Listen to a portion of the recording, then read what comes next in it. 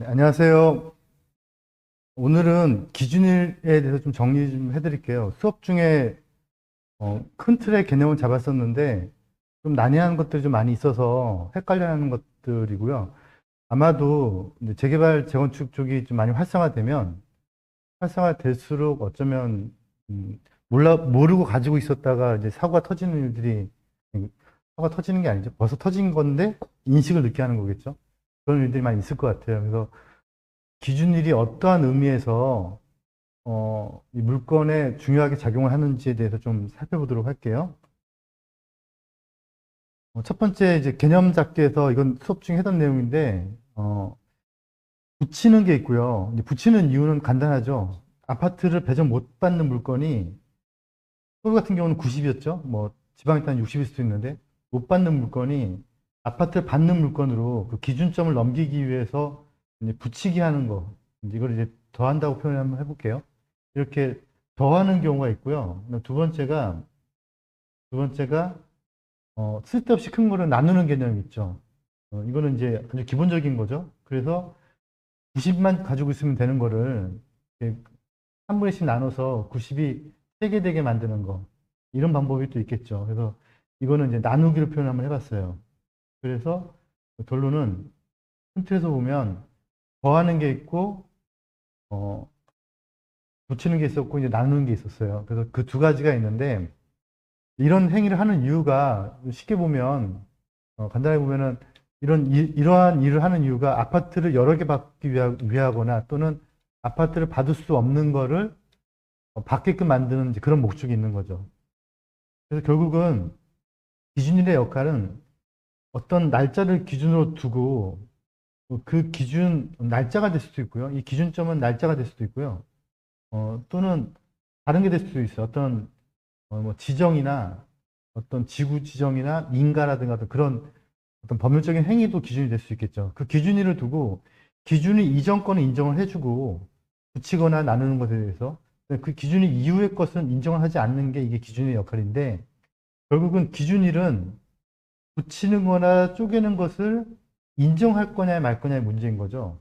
근데 이걸 이제 잘못 이해를 하면 어떻게 이해가 될 수 있냐면 기준일 전이면 붙이기가 가능, 기준일 이후면은 불가능 이런 개념이 아닌 거죠. 가능 불가능의 개념이 아니고 인정 불인정의 개념이죠. 그러니까 80제곱미터짜리를 부족해가지고 10제곱미터를 붙이는 게 기준일 이후에도 가능을 한 거예요. 불가능하지 않죠. 가능하죠. 그러니까 가능을 한데 인정하지 않는다는 얘기지 불가능하다는 그런 얘기가 아니라는 거죠. 그 어떤 기준일은 가능 불가능을 따지는 게 아니고 인정 불인정을 따지는 그런 개념이에요. 여기까지 쉽죠? 이제 한 발 한 발 들어가 보도록 할게요. 이제 우리가 여기서 알아야 될 거는 이제 합산과 청산의 개념인데 아까 앞에 부분에서 더하기란 거는 안 되는 물건, 청산받는 물건을 두 개를 합해가지고 아파트를 받을 수 있는 물건으로 바꾸려고 했던 거고, 너무 큰 물건을 나누게 한 건 너무 큰 물건을 나눠서 여러 개 물건을 받으려고 했던 거죠. 어떠한 경우가 합산이고 어떠한 경우가 청산인지, 그리고 권리 산정 기준은 또 뭔지, 이 세 가지 좀 구분을 좀 한번 해보도록 할게요. 아까 부족했던 부분을 더해준 게 있고요. 더해준 게 있고, 그 다음에 컸던 거를 나눠준 게 있어요. 근데 이 두 가지를 나눠놓고 보면은, 그러면 어떤 게 청산이고 어떤 게 합산이냐, 이렇게 볼게요. 이 앞에 1번 물건, 더했던 물건은 이 두 개를 합해줘 버리면, 그러면 분양 자격이 생겨버리죠. 그죠? 그러니까 생기니까 이거는 합하면 안 되겠죠. 그래서 이거를 떨어뜨려 줘야 돼요. 두 개를. 그래서 이런 경우는 청산의 개념이에요. 어떤 기준일 이후에 억지로 붙인 거는 양쪽 다 청산시킨 청산의 개념인 거죠. 근데 반대로 크게 원래 하나였던 거를 아파트 세 개를 받을 목적으로 이렇게 나눠놓은 거는 이거는 청산의 개념이 아니죠. 이건 합산의 개념이죠. 그래서 A라는 사람, B라는 사람, C라는 사람이 소유권을 나누고 있다고 하더라도 A, B, C가 청산되는 개념이 아니고 셋이 합해서 아파트를 한 채 받는 개념이 되는 거죠. 그래서 이건 합산의 개념이 되는 거죠. 청산과 합산은 그런 의미에서 약간 좀 개념이 다르다 그런 말씀 드리는 거예요. 그러면 여기서 또 한 가지 헷갈린 게 우린 뭐냐?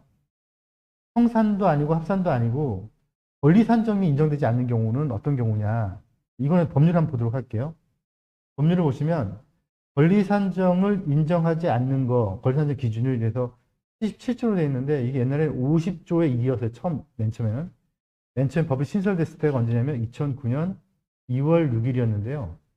2009년 2월 6일 법이 처음 신설됐을 때는 법 조항이 50조에 2였다가 지금 77조로 가 있어요. 여기서 권리 산정을 배제하는 거를 총 하나, 둘, 셋, 네 가지로 규정하고 있는데 한 개씩 읽어볼게요. 한 필지의 토지를 여러 개의 필지로 분할한 경우, 필지 분할, 단독 또는 다가구주택을 다세대로 전환한 거, 필지 분할, 전환. 세 번째는 토지와 건물을 분리, 토지와 건물을 분리 취득한 거. 네 번째는 신축, 증가해서 신축한 거. 그래서 총 필지를 분할한 거, 전환한 거, 토지와 건축물을 나눈 거, 그 다음에 신축한 거. 이렇게 네 가지를 규정하고 있는데 우리가 앞부분에서 봤던 1번 더하기 한 부분하고 나누기 한 부분은 이 안에 없죠. 그죠? 그래서 이거 왜 보여드리냐면 앞부분에 보여드렸던 더하기 나누기 개념은 청산할 거냐 합산할 거냐의 그런 개념이지 권리 산정을 인정할 거냐 말 거냐의 개념이 아니라는 거죠. 합산할 거든 청산할 거든 그거는 인정은 어떤 자산으로서는 인정이 될지 모르지만 그거를 분양자격을 중매에 있어서 더해줄 것이냐 그냥 합해서 하나로 볼 것이냐 이런 개념인 것이고 권리 산정 자체를 인정하지 않는다는 것은 이거는 그냥 첫날 말씀드렸죠. 수업할 때 분모의 숫자를 넣지 않는 거. 아예 권리가 없다라고 본다는 거죠. 그래서 권리 산정을 아예 인정하지 않는 거와 청산과 합산은 다 셋 다 분리되어야 될 개념이라는 거예요. 그런데 대부분 사람들은 이걸 어떻게 이해하고 있냐면 그냥 뭉뚱그려서 생각을 해요. 이런 식이죠. 이거 아파트 나오는데 입주권 있대, 입주권 없고 청산이 되는데 이렇게 두 가지만 나눠서 생각하는데 그렇게 생각할 게 아니라는 거예요. 어떠한 경우는 청산되고 어떠한 경우는 다른 사람과 내가 합산이 되고 어떠한 경우는 권리 자체가 인정되지 않고 이렇게 세 가지로 나눠진다는 거죠. 이제 또 봐야 될 게 뭐냐면 조합원의 자격인데 이거는 제가 첫째 시간에 네 가지 기준을 말씀드렸잖아요. 원래 권리 산정 인정 안 되는 경우도 있지만 인정이 됐지만 조합원에서 배제시키는 경우가 있다고 했는데 이게 이제 조합원을 배제시키는 규정인데 이게 19조였어요 옛날에 19조였다가 지금 39조로 가 있는데 여기에 어떤 게 있냐면 이런 게 있어요.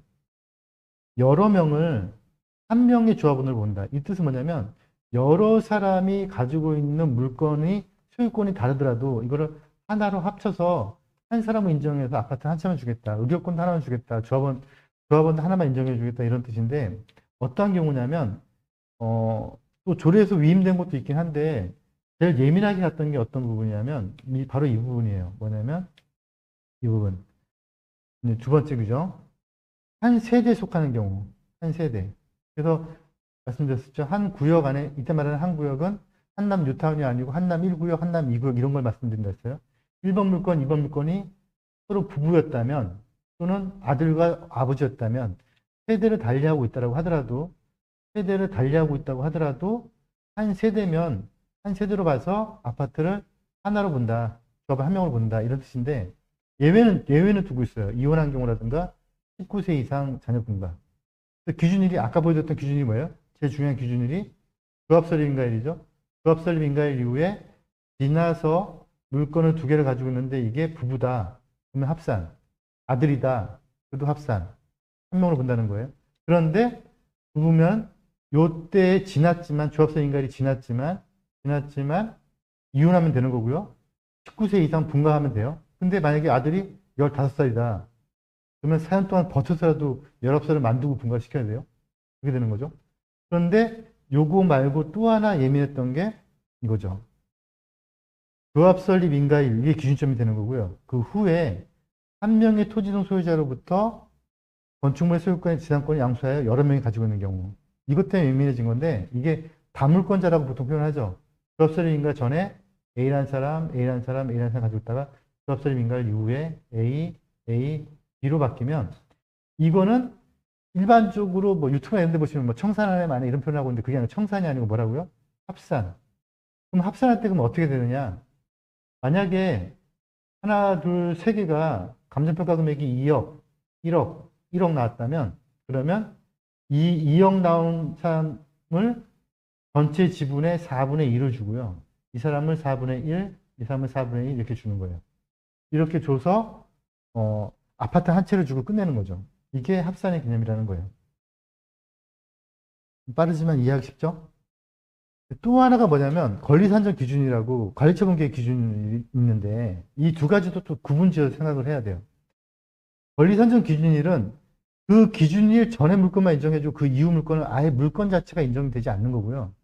관리처분계획 기준일은 이혼을 하든 세대분가를 하든 뭐 어떤 경우든 간에 어떤 물건이 있었던 그 물건에 대해서의 기준점을 잡아주는 거예요. 그래서 이 권리산정 기준일과 관리처분계획 기준일은 조금 다른 개념으로 봐야 되는데 요거는 위에 거는 법에 규정이 되어 있고요. 요거는 조례에 규정되어 있어요.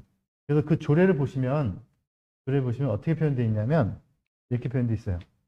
대부분 시도가 다 똑같이 표현하고 있는데요. 서울시 조례를 보도록 할게요. 서울시 조례를 보시면 관리처분계획 기준일이란 분양 신청 기간이 끝나는 날을 말한다. 그래서 조합원들 분양 신청을 말하는 거예요. 일반 분양자들은 말고요. 조합원들 분양 신청을 말하는 건데 조합원들이 분양 신청을 다 하고 나면 아파트를 원하는 사람, 상가를 원하는 사람, 아파트를 원하지 않는 사람으로 나눠지겠죠. 그러면 이런 것들이 다 결정이 되어버리면 이 종료일이 되면 그러면 일반 분양의 개수가 나오게 돼요. 그래서 아파트가 조합원 줄 건지 일반 분양 줄 건지를 명확하게 구분 짓는 날짜, 그게 바로 관리처분계획 기준일이 되는 거예요.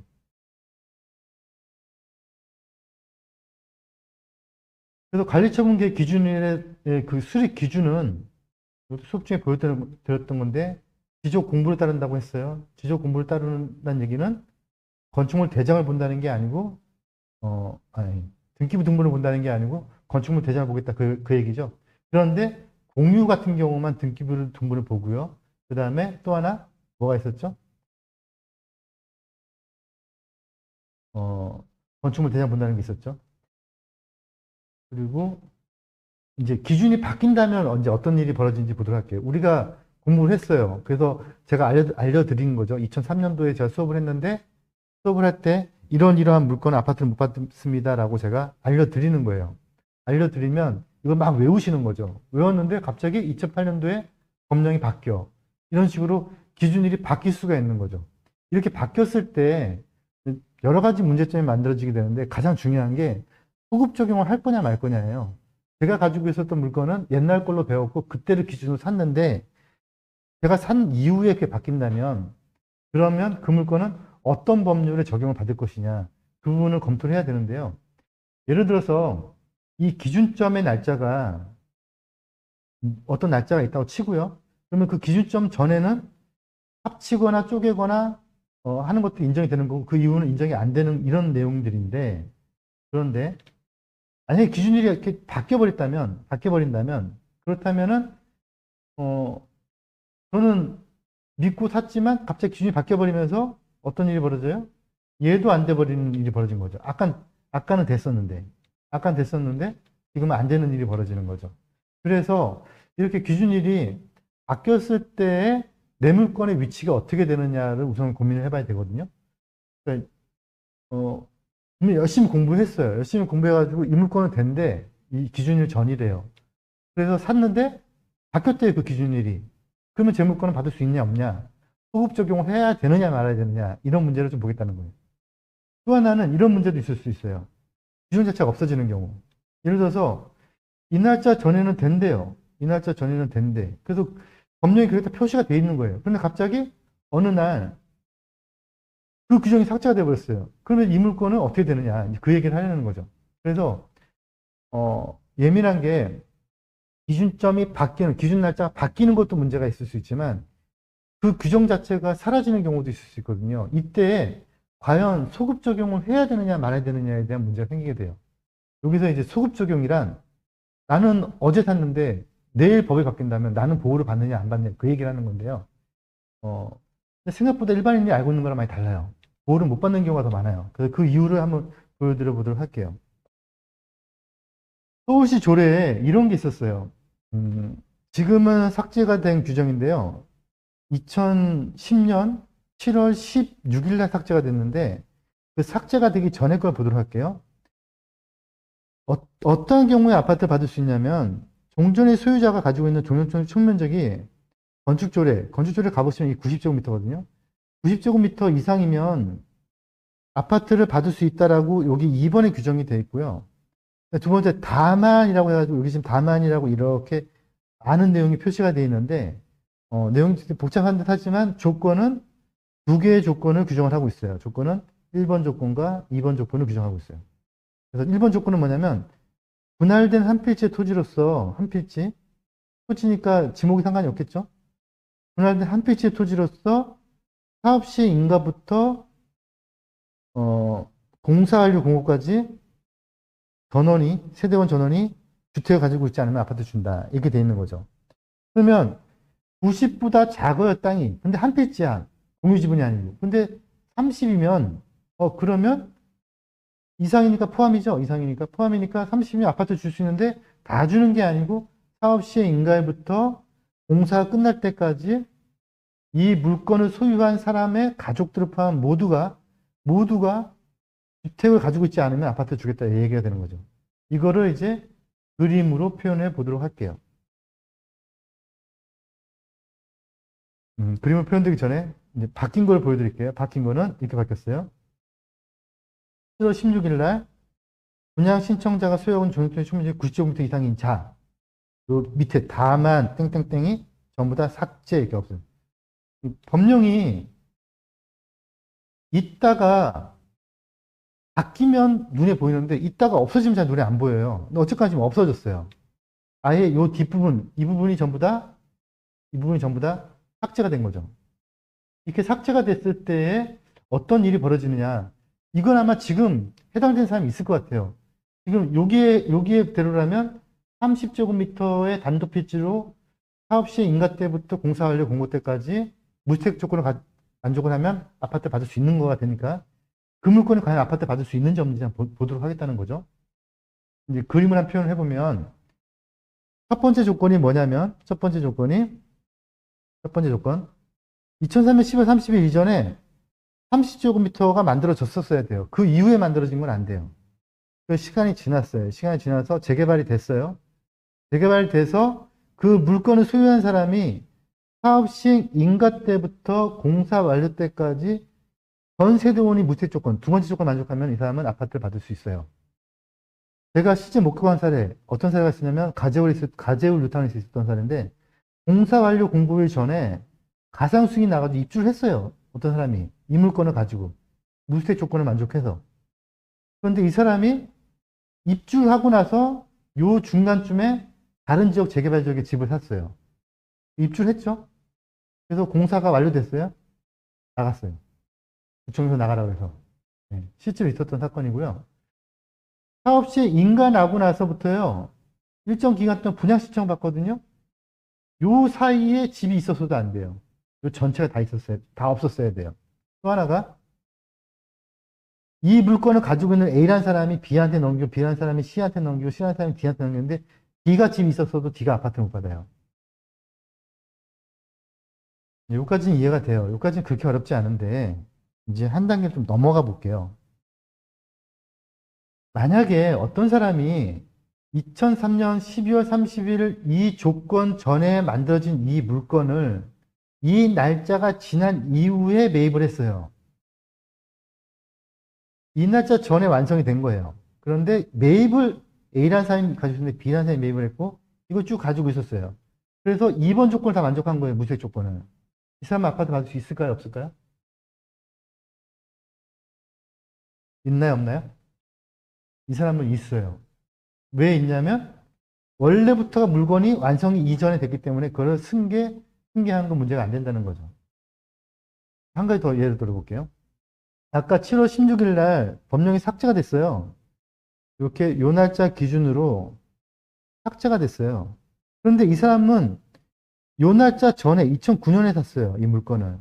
그런데 이때는 여기서부터 요때까지는 2003년 12월 30일 전에 만들어진 이 물건을 가지고 있으면은 아파트를 받는다라고 법령이 있었고, 그걸 믿고 이 사람 샀어요. 샀는데, 갑자기 재개발이 아직 진행이 안 되고 있는데, 갑자기 문구가 사라진 거예요. 90으로 변경이 된 거죠. 30은 아파트 못 받는 거예요. 그럼 이 사람은 아파트 받을 수 있을까요? 없을까요? 여기서부터 좀 생각을 해야 된다는 거죠. 우선 받을 수 있을지 없을지는 아직은 몰라요. 더 다른 각도로 생각을 해봐야 돼요. 그러면 이제 또 한 가지 사례를 한번 나눠보도록 할게요. 이 사람은 그래도 이 7월 16일 이전에 샀죠? 그런데 어떤 사람이 7월 16일 이후에 샀다고 쳐봐요. 그러면 이 사람은 삭제가 됐잖아요. 근데 어쨌거나 이 물건은 태생적으로 원래 받았던 물건이긴 해요. 하지만 규정이 삭제가 된 이후에 샀다는 거죠. 이 사람이 샀을 때는 30제곱미터는 아파트 받는다는 규정은 사라진 후예요. 그럼 이 사람 받을 수 있는지 없는지. 그러면 아까 거랑 비교를 해보면 결국은 그 해당 조례가 삭제가 된 이전에 산 사람과 이후에 산 사람은 두 개로 나눠지는데 이 둘의 존재가 어떻게 되는지. 결론적으로 말씀드리면 이 둘 다 받을지 안 받을지 몰라요. 왜 모르느냐? 뭘 봐야 되느냐? 이 사람도 또는 이 사람도 재개발이 되었을 때에 아파트를 받는다는 거였지 재개발이 안 된다면 아파트를 받을지 안 받을지 모르는 거죠. 그래서 어떠한 문구가 삭제가 되었다면 그 삭제가 되는 게 중요한 게 아니고 이 물건 산 물건이 이 삭제된 시점에 이후냐는 중요하지 않고요. 이 물건이 속한 어떤 그 기간 내에 이 물건이 재개발 지역에 있었느냐 없었느냐가 중요한 거죠. 이 물건이 요 사이 어딘가에 재개발 지역에 포함이 되어 있었다면 그랬다면은 아파트 받을 수 있는 거고 포함이 되어 있지 않았다면 아파트 받을 수 없는 건데 그러면 결과적으로는 재개발 지역이 있었느냐 없었느냐는 판단은 어떤 날짜를 기준으로 둘 거냐는 거죠. 그래서 그거를 법에서는 어떻게 표현하고 있냐면 이렇게 표현하고 있어요. 규칙으로 하면서 27조, 28조의 개정 규정은 기본계획이 새롭게 수립한 부터 적용된다. 그래서 아까 보여드렸던 90제곱미터 미만은 아파트를 줬던 규정은 예전에 기본계획이 포함이 되어 있었다면 옛날 구조에 의해서 받을 수가 있는 거가 되는 거고요. 기본계획이 없었던 지역은 받을 수가 없게 되는 거죠.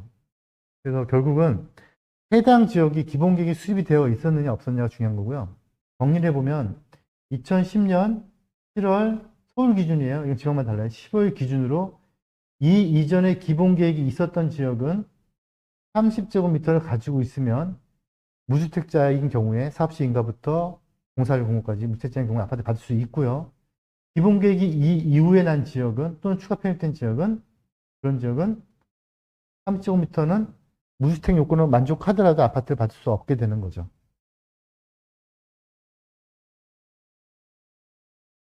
좀 빠르죠?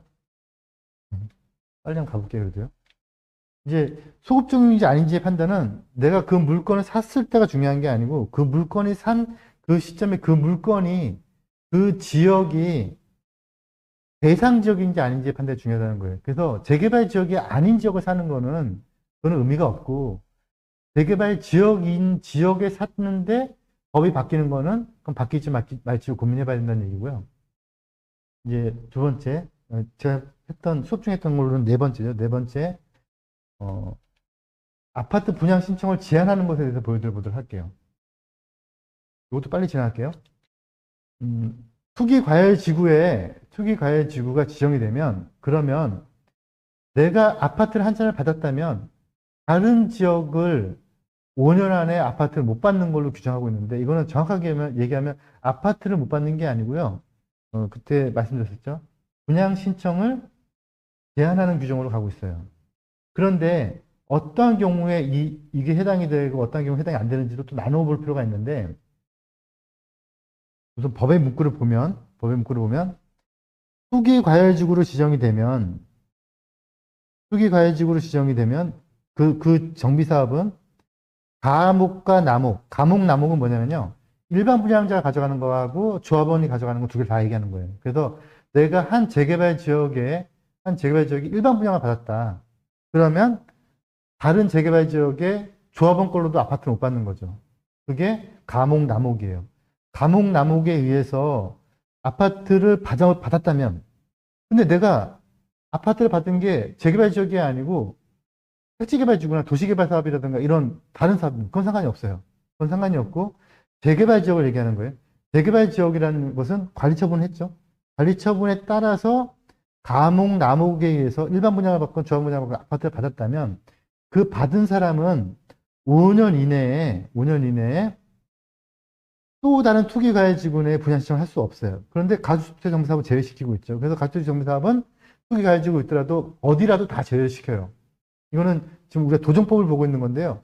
그래서 이 부분은 소정법에 나와 있지는 않아요.